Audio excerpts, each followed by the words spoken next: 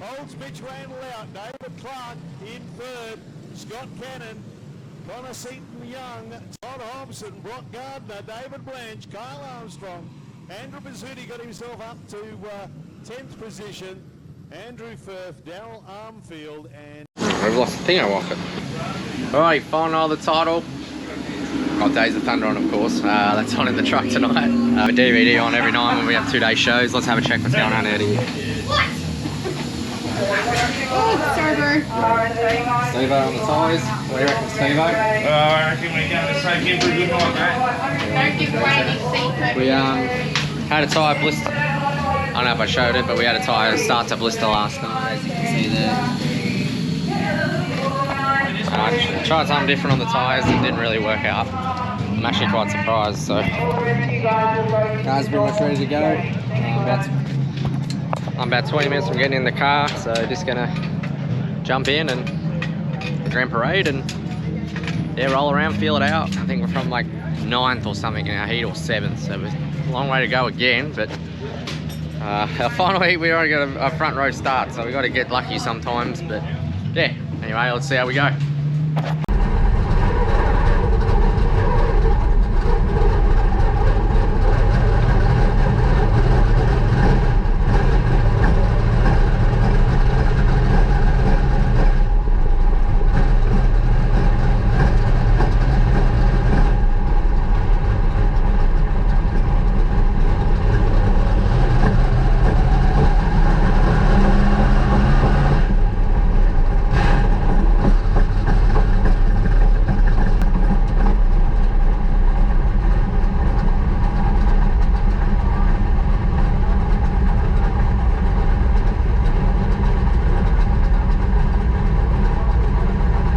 They come across the line the next time round.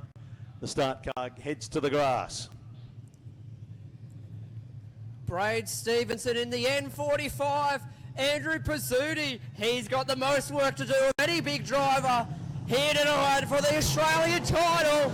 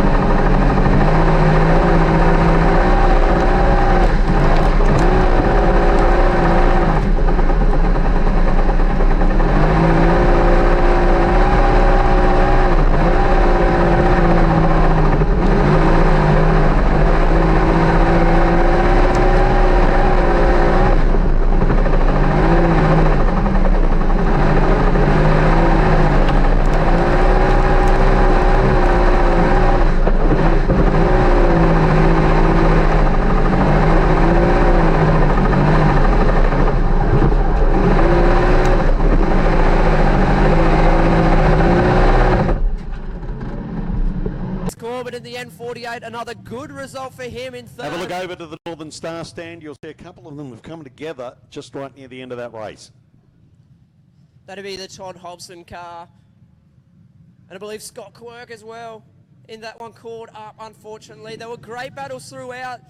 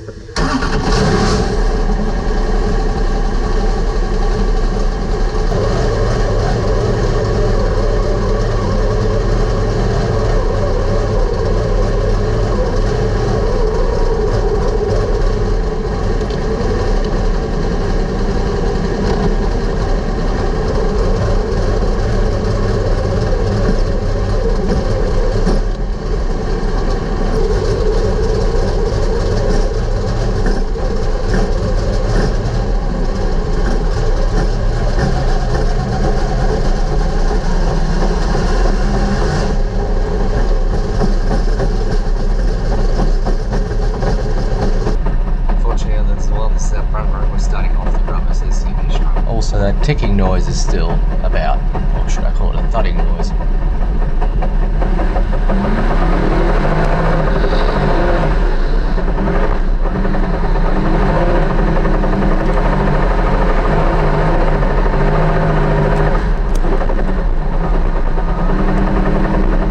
Hit that white line, we're going racing.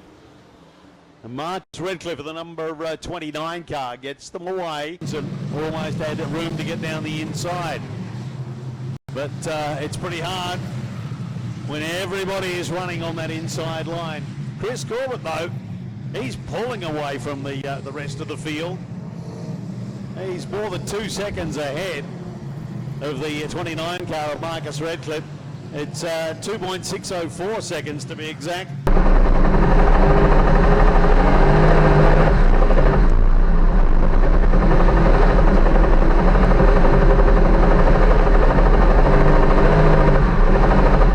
Which will allow the 45 of Bryce Stevenson to have a look. No good that time around.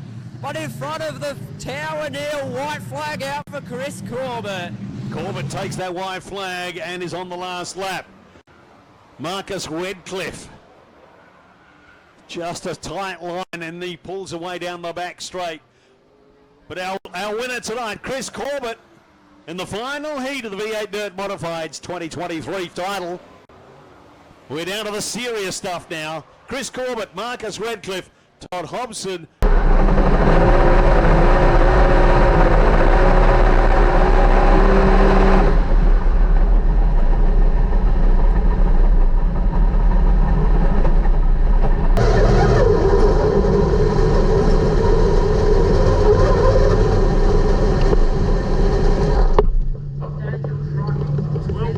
Over the brother.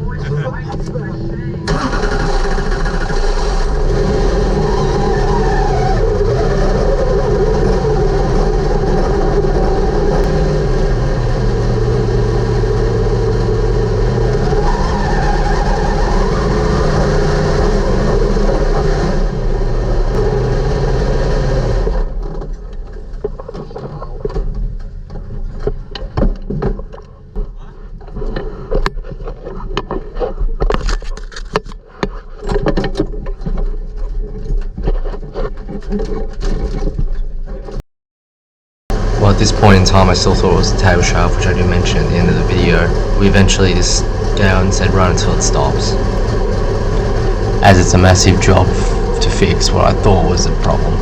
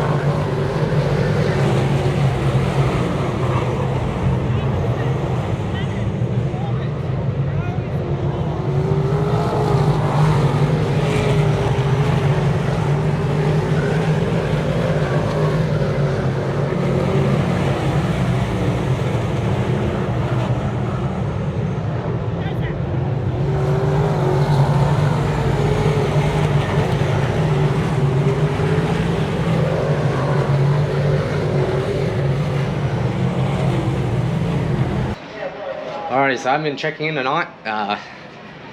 The reason for that, I've just been a bit, honestly, shitty how the night's been going, but just more focused.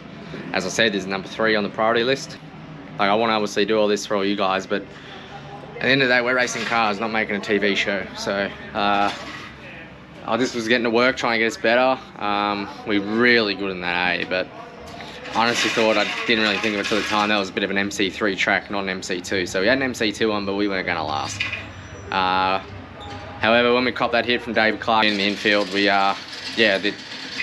pretty much that finished off that tail shaft vibration we had. And what happened, the input shaft slid out of the yoke, slid out of the spline on the housing, so on the front side, just coming out of the gearbox. So anyway, that is what it is. It just got really, like, I was sounding pissed off, but then it sounded really pissed off, and it barely would stay in gear and clunking. And I'm hoping I didn't strip the spline too much because we don't really have another one. But we'll take it all apart this week and see what's happened. And yeah, very happy with the car. The boys did a great job. I just said, I'll let you guys do it. You guys are all up, and they did friggin' awesome all weekend. I'm a bit fussy, but is what it is. I'm glad I didn't really finish that rubber down fest.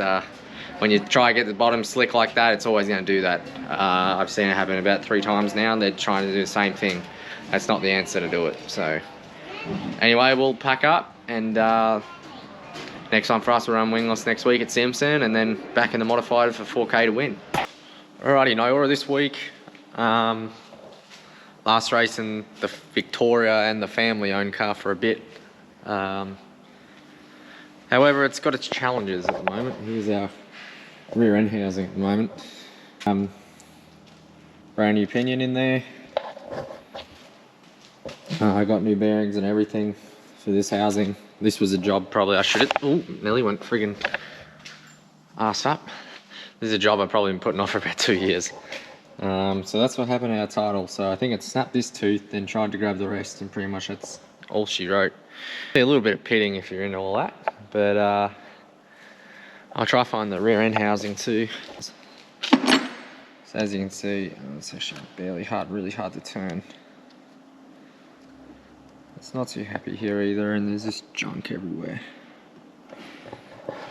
And it's actually why we're not using this housing. It has a crack on it right here.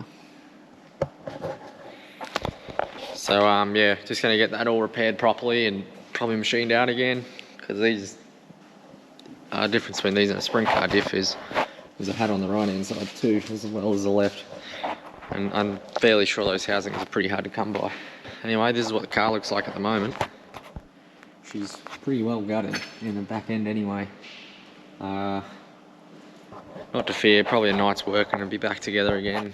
This tricky finding bits and pieces to get it together, but we're on it on the home stretch. Show a bit more progress down the track, and or either that or see us at Noora.